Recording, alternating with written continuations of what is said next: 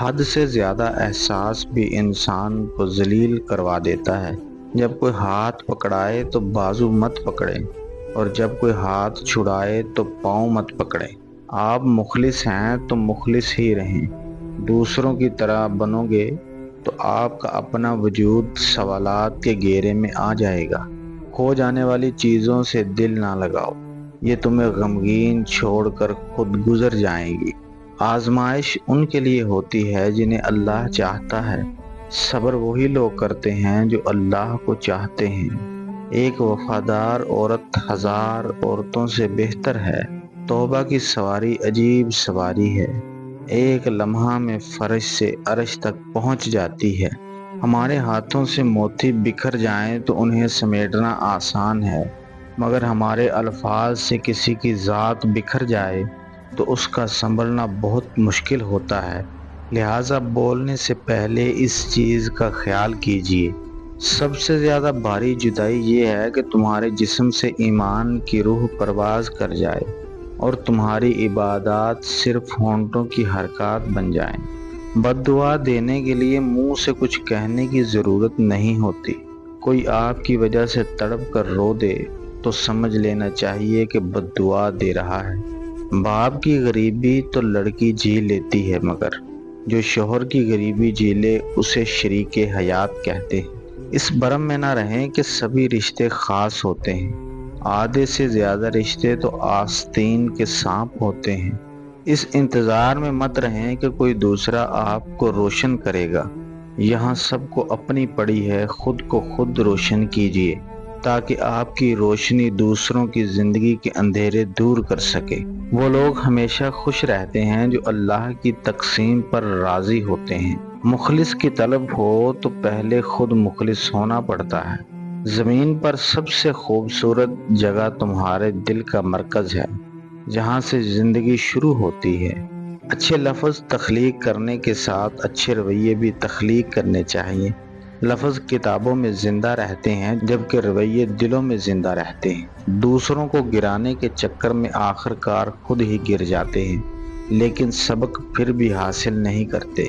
خدا تک پہنچنے کے بہت سارے راستے ہیں، لیکن میں نے خدا کا پسندیدہ ترین راستہ مخلوق سے محبت کو چنا۔ انسان کو ساری زندگی غریب اور ناکام رکھنے والی 5 چیزیں ہیں: جہالت، لالچ، حسد، سستی اور ناشکری۔ خوبصورت ہے وہ سوچ جو دوسرے انسانوں کے لیے اچھا سوچے۔ خوبصورت ہے وہ انسان جسے اللہ ایسی سوچ عطا کرے۔ دل چھوٹے ہو جائیں تو بڑے بڑے گھروں میں بھی جگہ تنگ پڑ جاتی ہے۔ لباس قیمتی ہو یا سستا، کردار کو نہیں چھپا سکتے۔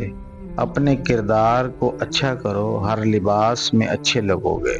بدلہ لینے والوں سے نہیں بلکہ سہ جانے والوں سے ڈرو، ان کا معاملہ اللہ کے حضور پہنچا دیا جاتا ہے۔ وہ لوگ جو کسی کو برا نہیں چاہتے، اللہ تعالیٰ ان کو ایسی منزلیں عطا فرماتا ہے جو ان کے گمان میں نہیں ہوتی۔ وہ حیران ہے میرے صبر پر تو کہہ دو انہیں، جو آنسو دامن پر نہیں گرتے وہ دل کو چیر جاتے ہیں۔ محبتیں اور خوشیاں بانٹتے رہا کریں، کیونکہ جس کنویں سے لوگ پانی بھرنا چھوڑ دیں وہ سوکھ جاتا ہے۔ انسان کو ذہنی مریض بنانے میں سب سے بڑا ہاتھ اس کے اپنوں کا ہی ہوتا ہے۔ تکبر ایسے بے لگام گھوڑے کی سواری ہے جو آپ کو انتہائی ناپسندیدہ جگہ پر لا کر گراتا ہے۔ مطلب کی کشتی پر سوار لوگ بہت جلد مخلص لوگوں سے بچھڑ جاتے ہیں۔ جن کی ماں باپ جیسی خوبصورت ہستی زندہ ہے وہ کمنٹ میں الحمدللہ لکھ دے۔ لوگ ہمارے اندر ہمارا دکھ نہیں تلاش کرتے، ان کو بس اس تماشے کی کھوج ہوتی ہے جو ہمارے ساتھ ہوا۔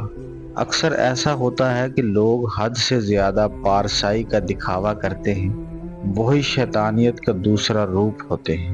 مزہ تو تب ہے کہ ہار کر بھی ہنستے رہو، ہمیشہ جیت ہی جانا کمال تھوڑی ہے۔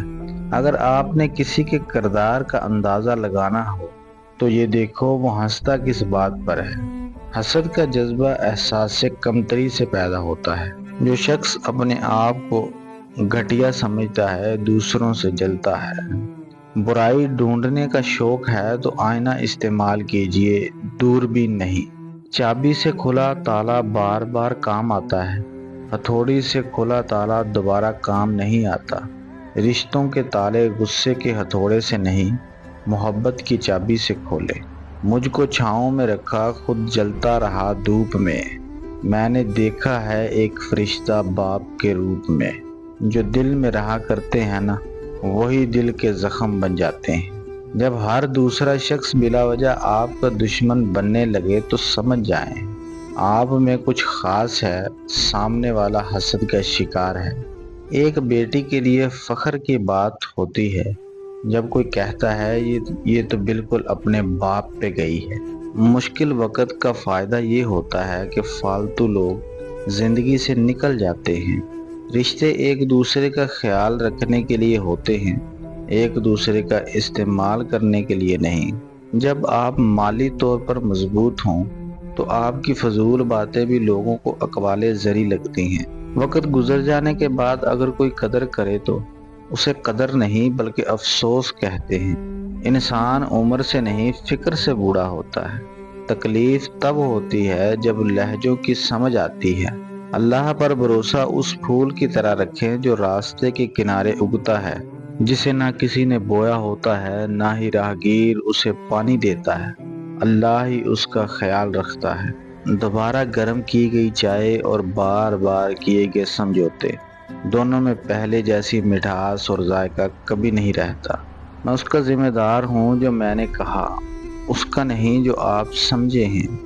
جتنی بھیڑ بڑھ رہی ہے زمانے میں، اتنے ہی لوگ اکیلے ہوتے جا رہے ہیں۔ کسی کو اپنی محبت کا عادی بنا کر چھوڑ دینا اس کو قتل کرنے کے مترادف ہے۔ انسان جب زندگی کے امتحانوں سے گزر کر پتھر ہو جاتا ہے تب کوئی دل دکھا بھی دے تو برا نہیں لگتا۔ بہت سی شادی شدہ عورتیں اپنے شوہر کے ساتھ نہیں بلکہ اپنے بچوں کے باپ کے ساتھ رہ رہی ہوتی ہیں۔ قدرت کا ایک بہت انوکھا اصول ہے، جب آپ کسی کی جڑیں کاٹتے ہیں تو آپ کے اپنے درخت پہ بھی پھل لگنا بند ہو جاتا ہے۔ کسی نے کیا خوب کہا ہے، کتاب سے سیکھے تو نیند آتی ہے، زندگی سکھائے تو نیند اڑ جاتی ہے۔ شادی کے بعد عورت کی حالت دیکھ کر اس کے ماں باپ کا نہیں بلکہ اس کے شوہر اور سسرال کا پتہ چلتا ہے۔ ایک دوسرے کے رزق پر نظر مت رکھو، کیونکہ اللہ تعالیٰ سے بہتر کوئی تقسیم نہیں کر سکتا۔ میں رہ چکا ہوں عزیز کسی کا، میں واقف ہوں 4 دن کی محبت سے۔ کوئی پرفیکٹ نہیں ہوتا، لگاؤ ہو تو ہم خوبیاں تلاش کر لیتے ہیں، بیزاری ہو تو خامیاں۔